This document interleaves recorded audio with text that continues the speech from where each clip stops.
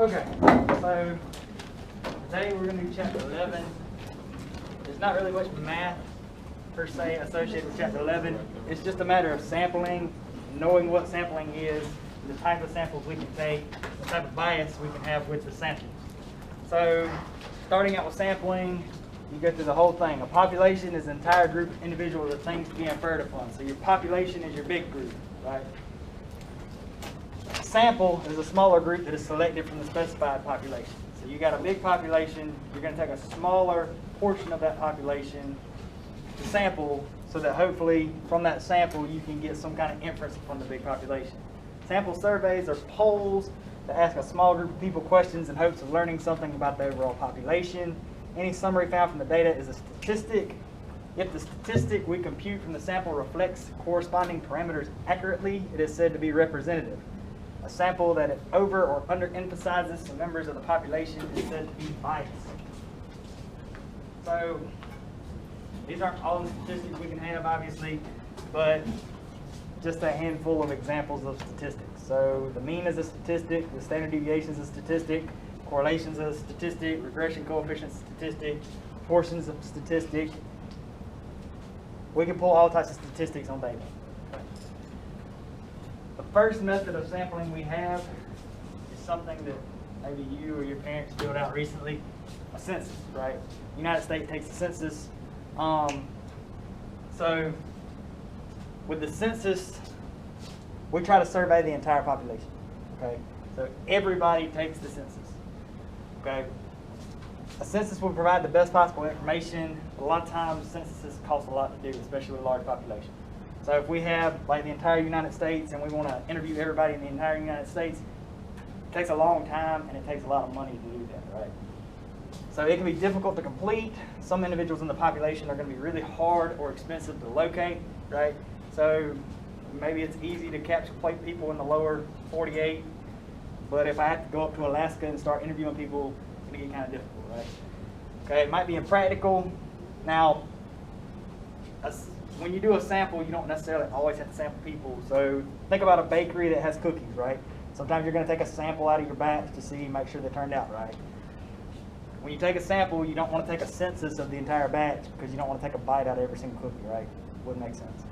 Okay. They take a long time to complete. Things can change daily or hourly sometimes. That kind of could affect answers, right? So if I take a census of everybody in the United States and ask them, do they think the temperature right now is good? Like they're comfortable right now. By the time I get to interview everybody, everybody's going to be in a different temperature, right? It's not going to be the temperature at the same point in time. So stuff like that wouldn't make sense in certain situations. Okay. So first sampling method is a census. Interview everybody, measure everything, census. Okay. Second type of sample you probably heard of is a simple random sample.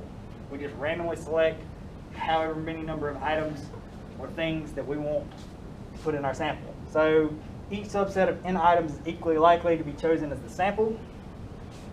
Each element in the population has an equal probability of selection, and the combination of elements has an equal probability of selection. That means that I'm just as likely to choose you as I am to choose you. If my sample is 3, I'm just likely to choose y'all 3 as I am to choose y'all 3. Does that make sense? Okay. So when you do a simple random sample, you want to make sure you have a good sampling frame. A sampling frame is a list of individuals from which the sample is drawn. Think if we want to sample students at a university, we want to sample from all students, both full and part-time, so that we actually encompass all students in the university. So all students at the university would be our sampling frame. Don't accidentally throw somebody out or forget somebody when you do sampling. That's basically what that says. If I want to interview all students, I need to actually interview all the students. I don't need to interview just full-time students because they're the ones that's on the campus the most. Make sense? Okay. If you do only want to interview full-time students, your sampling frame would be full-time students. It would be all students. Once the sampling frame is outlined, we can use technology to be efficient about choosing our samples.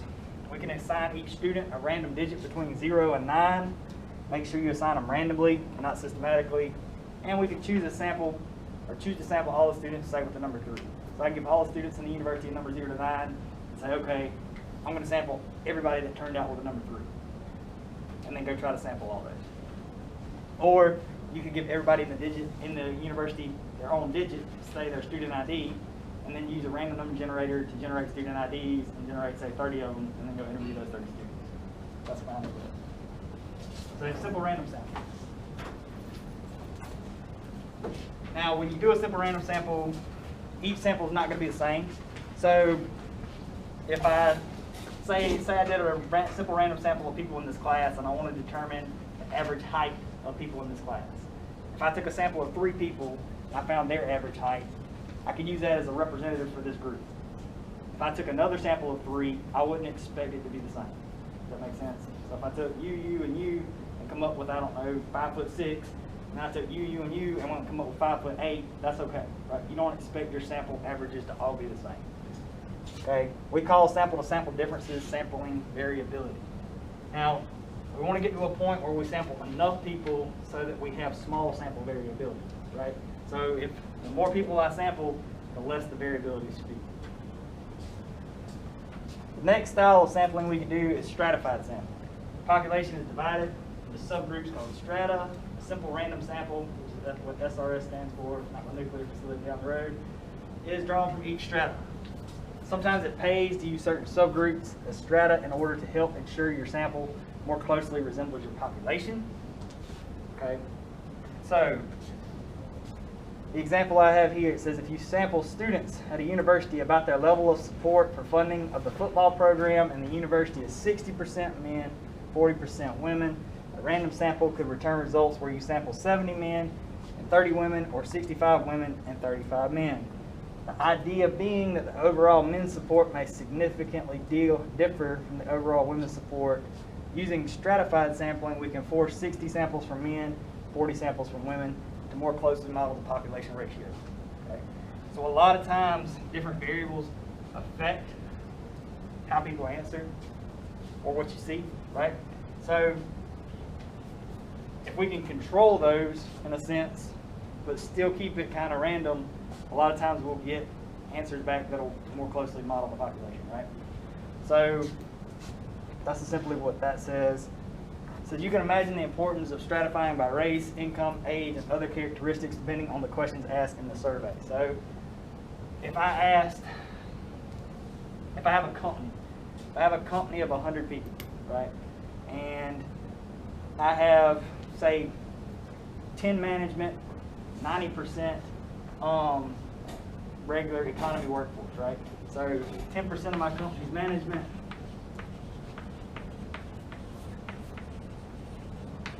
and 90% are baseline workers.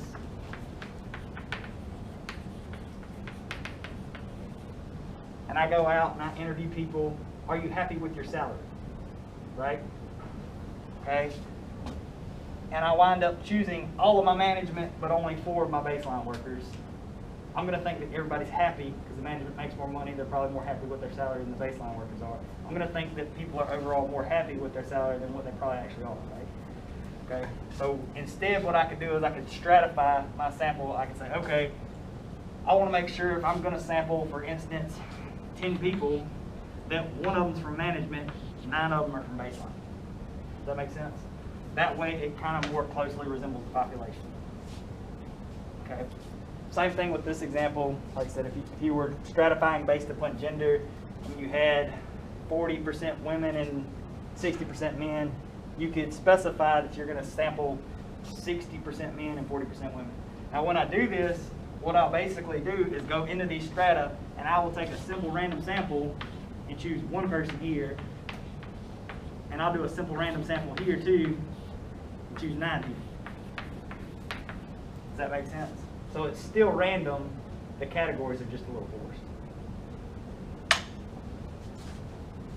Okay? So that's stratified sampling.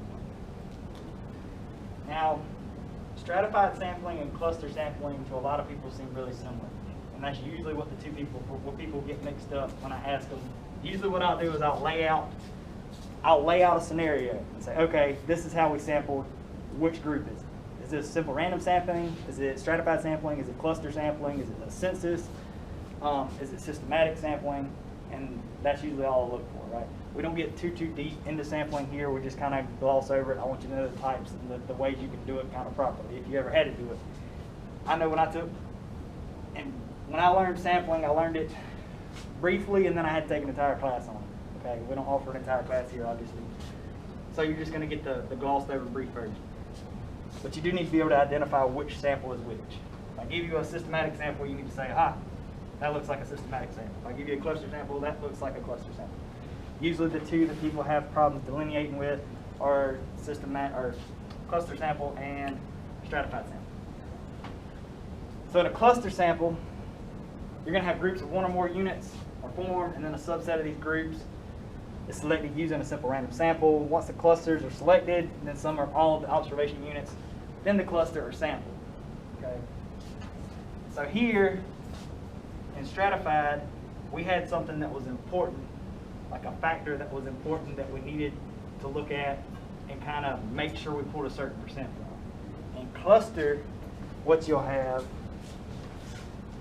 example I use a good bit, so we got a cornfield here, right? I want to see what my corn harvest is going to look like, but I don't want to go harvest the whole field yet because not everything's ready, okay? So in this cornfield, I've got a million corn plants. I'm not going to go through and label this corn plant number 1, corn plant number 2, corn plant number 3, and then do a simple random sample, then go out there and find corn plant number 438, corn plant number 4,443. That doesn't make much sense, right? Instead, what I'll do is I'll grid pattern my field, and I'll have the grids as numbers.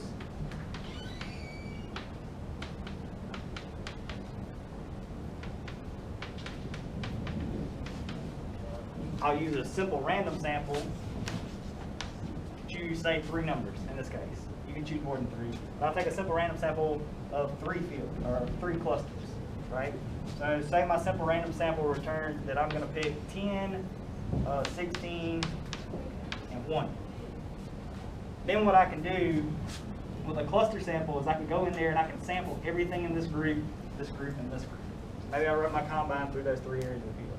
Or if you don't want to do that, what you can do is within those clusters, so these are the clusters, you can take a simple random sample of the corn plants in section 10, right? If you don't want to harvest them all. Maybe I want to take a sample of 5 out of it, right? That way I don't have to go ahead and cut down all those plants. Maybe they're not all mature either, right? So cluster, you can still delineate into different sections, but the sections don't necessarily have to have as much meaning, okay? Now, if I can take a cluster sample of the United States as well. So if we have the United States, let's see, we've got Washington, California here, we got some Great Lakes, it kind of comes up like that. Down in Florida, Texas right there, right? You got it divided up into states, 50 states in the U.S., right? I can let each state be a cluster. And then instead of surveying the entire United States, I can say, okay, I'm going to survey 3 states, because that's all I can afford to go to with my small budget. And then within those states, I can survey, say, X amount of people. That would be a cluster sample too, right? I'm not using the states as strata, I'm using the states as clusters, right? Because with strata, you're wanting to take something from each one. With clusters, you're only taking a few clusters, right? You're not taking a sample from each one of the states, you're only taking a sample from 3 of the states. Does that make sense? Okay, so this could be especially useful if it's not possible to form a list of all observation units. Just like the corn example, you could have so many corn plants out there, you don't even know how many corn plants you have in the field, right? That's possible. So instead of trying to label all those units, you just cut them into sections and then cut them into measurable sections. Okay, in pure cluster sampling, the entire cluster is sampled. Multi-stage cluster sampling, there's a random sample within each chosen cluster, kind of like how we did over there. If you're doing samples of large areas, cluster sampling or multi-stage cluster sampling may be especially useful. I think the other example I gave for cluster sampling in my other class, if you went to Africa and you wanted to see how many elephants were in a certain area, right? You couldn't go around in an airplane and count every single elephant you saw because the area was too big. You could split that area into clusters. and say you split it into 10 clusters, you surveyed 3 of the clusters, found that there's 10 elephants per cluster that you found average, and you could say, okay, if I've got 10 clusters, there was an average of 10 elephants per cluster in those 3, I should probably have about 100 elephants in this area. Does that make sense? All right. The other example I have here for cluster sampling, because I did pre-med in college too, because I thought I wanted to be a doctor and changed my mind.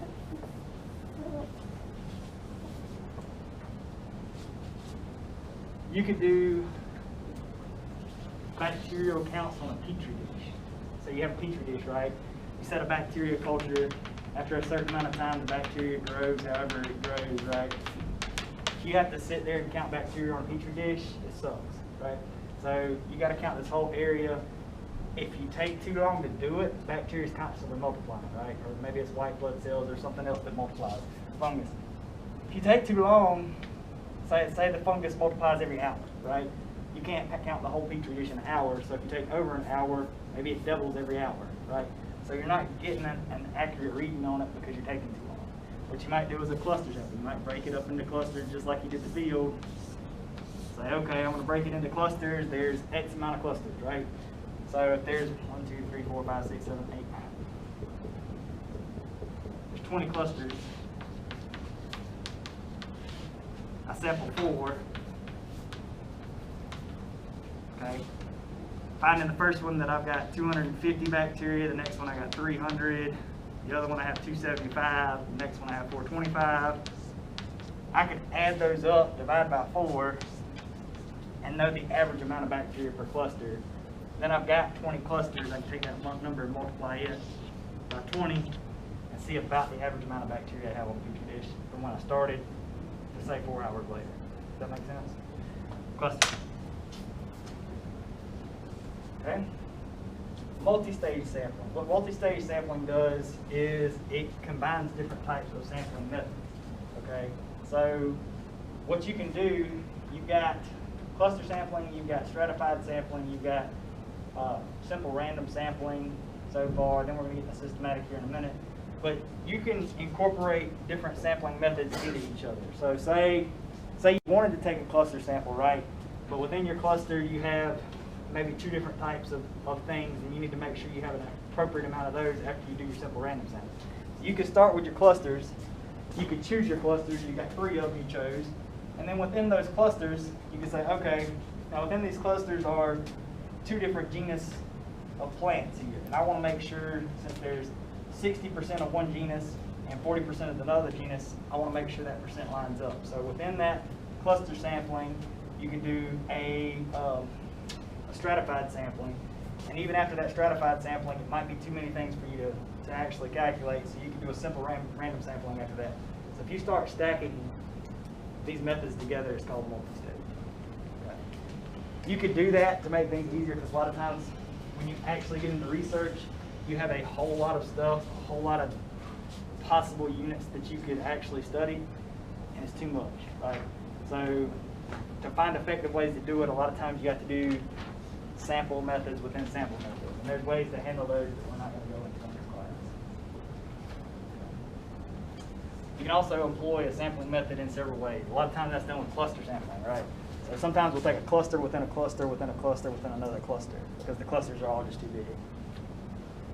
Systematic. Systematic sampling is a really, really common way of sampling. People really like it. Systematic sampling is where you survey, say, every 5th person or every 4th person that walks through the door. So in order to make it random, you must still start the systematic sampling or selection from a randomly selected individual. So what I'll do is I'll go get my lawn chair, and I'll go get my notebook, and I want to survey everybody that walks out of the Bass Pro Shops and see how much they spend. I want to make sure my sampling methods are accurate, so it has to be random. Okay? I want to survey every 4th person. In order to make it random, I'm going to use a random number generator. So I'm going to generate a random number.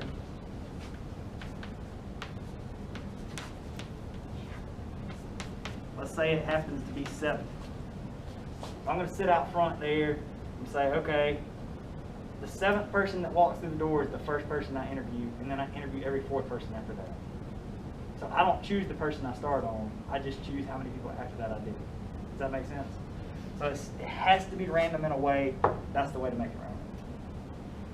Systematic. Systematic's pretty easy because, like I said, you don't have to go through, give everybody a number, because a lot of times it's impossible to give your units all a number. Right? I can't give all customers that may walk into the Bass Pro Shops on a Saturday a number and then go back and try to interview them, right? Because they're coming in, I don't know how many it's going to be, how quick it's going to be, but I can say, okay, I can sit here at this door, I can grab every 4th person, but I need to find a way to make it random.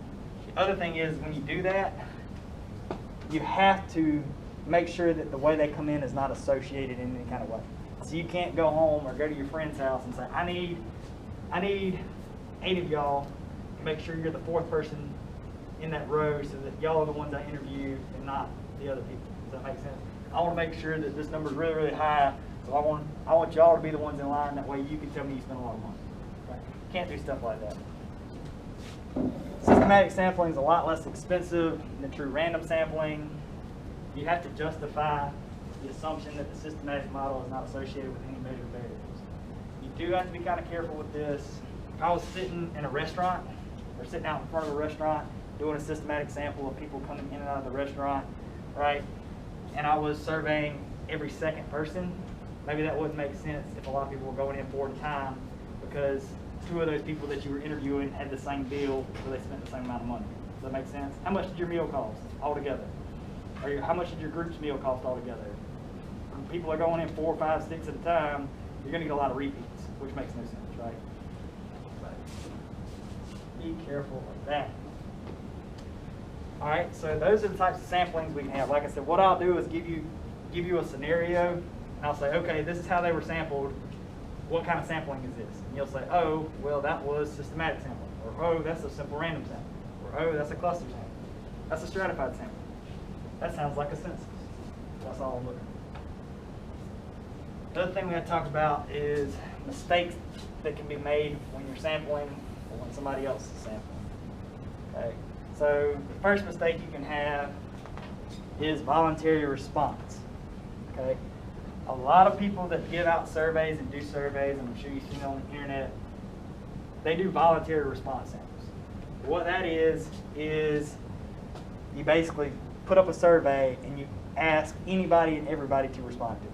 So I want to know what everybody thinks about this, and I'm going to share it on my Facebook page, and anybody can respond. That would be an example of a voluntary response sample. Okay. Large group of individuals invited to respond. Those that choose to respond are counted. So the people, you want to choose who's in your research study. Okay. When you do a voluntary response sample, the respondents choose whether or not they're in your study. Right. So you as the researcher need to control your study, not the respondents. Okay. It's commonly used in call-in shows, 900 numbers, internet polls, and letters written to Congress. Voluntary response samples are almost always biased, so conclusions drawn from them are almost always wrong. They're often biased toward the strong opinions and those who are strongly motivated. People with very negative opinions tend to respond more than those with equally strong positive opinions. The sample is not going to be representative of the population. Voluntary response bias invalidates your survey. The example I like to give is this. If you go on any type of rating website, like if I go on Google Maps when I'm trying to find myself a restaurant to go eat, and you're looking at restaurants and they have reviews, right? Reviews are essentially just another way to take a sample of the people that were at the restaurant, right? So you look at the reviews, you usually get 2 things. People who had a very, very bad experience and who want to really, really negatively rate the business, right? Or you have people who are probably friends with the owner, work there or whatever, really like the place, giving you really, really strong reviews, okay? I've been burned by both. I've been to places with really, really bad reviews that had excellent food. I've been to places that had really, really good reviews and had the most horrible food I've ever eaten in my whole life, right? Because the people that are responding to those are people who either have really, really positive opinions or really, really negative. That middle group that's like, okay, I went and ate there, it was okay, they're probably not going to get on their phone and go out and make that response. Does that make sense? And usually that middle group is the group that matters the most, right? What's the average person think? Average person thinks it's okay, you can probably eat there and be fine. So be careful with that. So, could have a volunteer response sample. Number 2, sampling conveniently. I typically see this. I tutor 4th to 8th graders in the afternoon after class from like 3 to 6 every afternoon. A lot of times when their teachers want to like introduce them to like statistics and stuff, what they do is they give them a question to go home and ask their parents, or they give them go give this survey to a couple people, right? Who they go home and they ask their parents, their brothers, their sisters, their cousins, maybe their friends real close to them. They do the people that are convenient to them. So if I want to know what the entire world, like this example, an Italian student wanted to see what percentage of people enjoy eating meatballs. He decides to take his sample conveniently at his family reunion. Amazingly, he finds that 99% of people like meatballs, right? Does that cover all people in the whole world? Probably not, because he just took people that were really, really close to it, right? So if the survey is left solely up to the interviewer, they tend to pick safe individuals to interview. You have to be careful about this too, because I've seen a lot of people set up, what's it called? I've seen a lot of people set up these systematic samples right here, and it starts out nice as a systematic sample, but because of some of the actions of the interviewer, it actually turns into sampling conveniently. What I mean by that is I go out and I set up on a street corner with the intention of interviewing every 4th person. The 4th person that walks by is really, really scary or something like that, or just doesn't jive with me and I don't really want to talk to them, right? So I exclude them from my survey. In excluding them from my survey, I've decided to do something that was convenient to me, and I have sampled conveniently, even if it was just one person, and left that person's response out, right?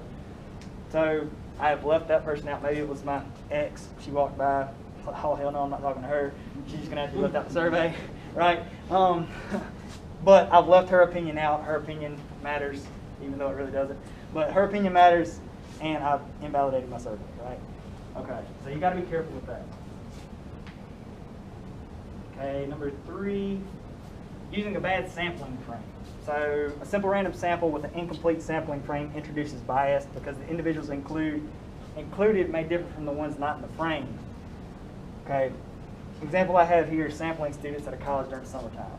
So if I go to do a study on college students, and I decide to come up here in July and sample the students that are on campus, I'm probably not going to get a good representation of the university because most students are not on campus. So I don't have a good selection pool. Does that make sense? So it's going to be hard for me to take that college student and extrapolate onto all students that were in the university. Does that make sense? Because I know I had to go to college over the summer a few times, either to catch up to graduate early, or when I was in grad school they just made you because they were mean. And I skipped the class one too many times to go fishing a couple times in college and had to retake it. That kind of thing. So, and there was a lot of athletes that were on campus with us too. So the average student during the summertime was way different than the average student during, say, like a fall semester. So if you're gonna take and make this sampling frame, you need to make sure it includes everybody. What you also don't want to do is say, okay, I'm sampling all people of the United States. And then you forget to go up to Alaska and sample Alaska, right? Something as stupid or silly as that. So make sure that your sampling frame includes everybody that you intend to sample. Kind of following up on that, under coverage, in which some portion of the population is not sampled at all or has a smaller representation in the sample than it has in the population. So what you could have is you could have a small selection of people that you just, whether you intentionally did it or did it on purpose, accidentally left out of your sample, right? So, what was the example I used last class? So, I used the farmer's market example last class. So, say there's 40 people that sell at the farmer's market, right? Okay. Out of those 40 people that sell up at the farmer's market with me, 38 of them are over the age of 65, right? And then there's 2 vendors that are under the age of 60, okay? Or actually under the age of 40. So, there's really nobody in between.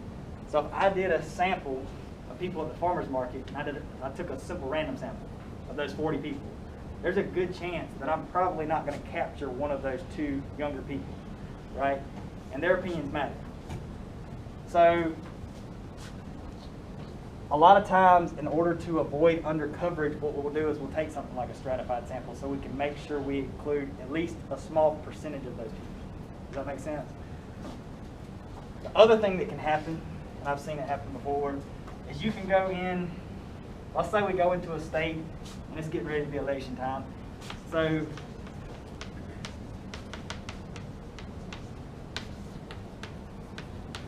I'm not saying these are all the parties, and then you got your, because I can't spell, Libre. Let's say there's 3 parties in the state, right? Might be more, but I'm just going to say there's 3. Let's say Republicans is 40%. Let's say Libertarian, or yeah, let's say Democrats is also 40%. Let's say Libertarians make up the other 20%, right? But when CNN, NBC, Fox, whatever news you decide to go to, when they go out there and start interviewing for the election, the only people they interview are Republicans and Democrats. They have undercovered the Libertarians, right? And 20% is enough to affect the whole election, right? In that particular state, right? Does that make sense? Stuff like that happens a lot, right? Like, okay, we've got Republicans and Democrats. There's always a Republican or a Democrat. I'm not worried about the Libertarians, even though they're 20%, right? You wind up leaving out that group could change the entire election. So be careful with stuff like that. You don't want to undercover somebody. A lot of times, like I said, it's done like that sometimes, but a lot of times it's just accidental, right? You got a really, really small group, and you just kind of don't realize that they're not captured. The other thing that I've seen happen, maybe it is just Republicans and Democrats. Say Republicans make up 80%, Democrats make up the other 20%. When you go to take your survey, you do the opposite. You survey 80% Democrats and 20% Republicans. That wouldn't make much sense either, would it? See what I'm saying? How it can fluctuate either way. So it doesn't necessarily have to be a smaller party that's underserved or undercovered. It can be a bigger party that's given less representation than it actually has. And it can go either way.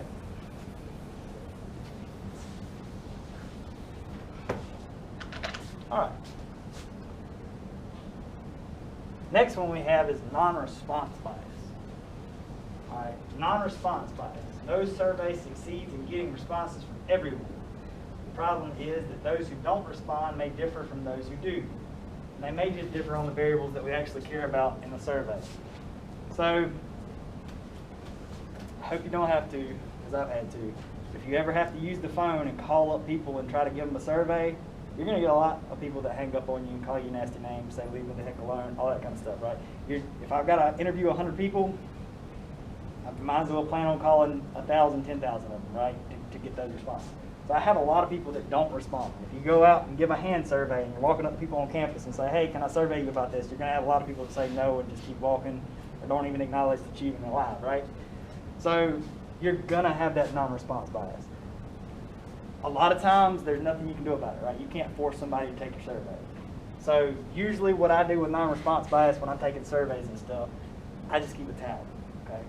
How many people have I asked who have not responded? So if I give a survey, I'm like, okay, I'm going to give you the survey. You're like, F off, Professor Shipes, I hate your class. I'm like, okay, that's one person that didn't respond. And I just put a tally. And I track how many non-responses I had, and I just make a subnote in my sample, or in my paper, right? So it's okay. I tried to interview 10,000 people. I only had 1,000 responses. So I had, 9,000 people who did not respond. Okay. Aggravating thing about non-response is a lot of times those are the people whose opinions you care about.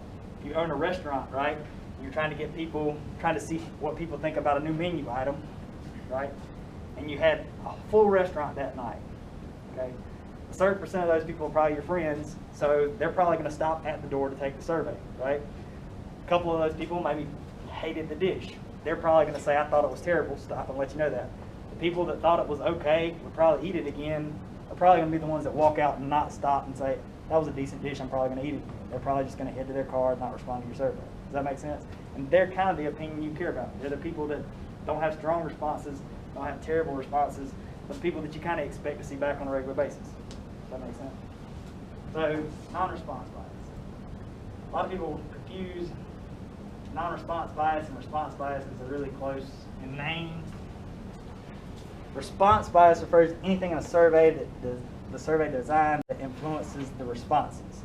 So I've got 3 bullet points. The tendency of respondents to tailor their responses to try to please the interviewer, the natural unwillingness of respondents to reveal personal facts or admit to illegal or unapproved behavior, and the ways in which the wording of the questions can influence responses.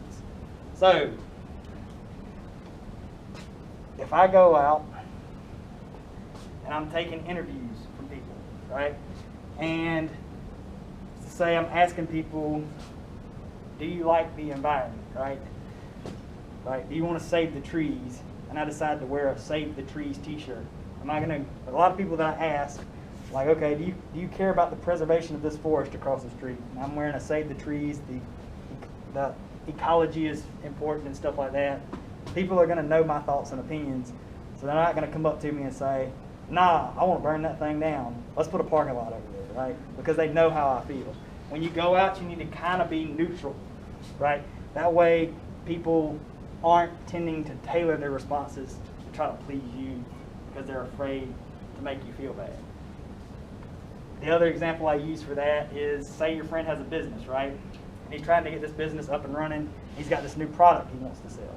And he's pitching you this product, and your friend has dumped like $2 million into this product, wants to go on Shark Tank and everything, but it's a terrible product, but you don't want to hurt his feelings, right? So you're like, oh, that's okay. I can see how people could use that. What you're doing is you're tailoring your response to make him think it's okay to keep sinking money in that project, so that when he goes on Shark Tank, he gets his feelings hurt, right? That happens a lot. So I know a lot of my little friends or whatever have little Facebook businesses. They're selling this and that and hair products and jewelry and everything else, and they ask your opinion on what you think they're doing. And a lot of people are like, oh, you're doing a great job, I love your little business, but a lot of them are losing money at it because their friends won't let them know that, hey, you're wasting your time, right? So anytime that you're getting information, that's why you don't want to sample conveniently, because a lot of times those people that are convenient to you won't give you a really true thing because they don't want to hurt your feelings. Okay, next one I've got, if I'm giving a survey to people, one, I need to make sure that they know that that survey is not going to tie back to them if I'm asking personal information, right? People don't want to give you, I do drugs on the weekend, on a paper, on a survey, if they know that their name's going to be at the top and their social security number is going to be on it, their card ID number is going to be on it, right? Because they're afraid that the wrong person is going to see that and hold it against them, okay?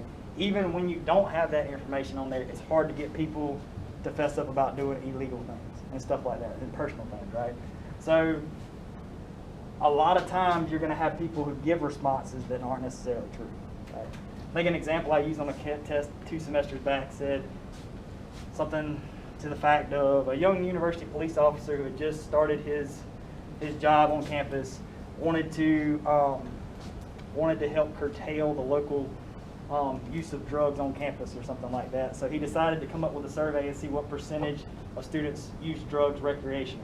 So he was going around campus asking individuals, saying, okay, nothing's going to happen to you. We just want to know and kind of get a baseline on what percent of students actually do this.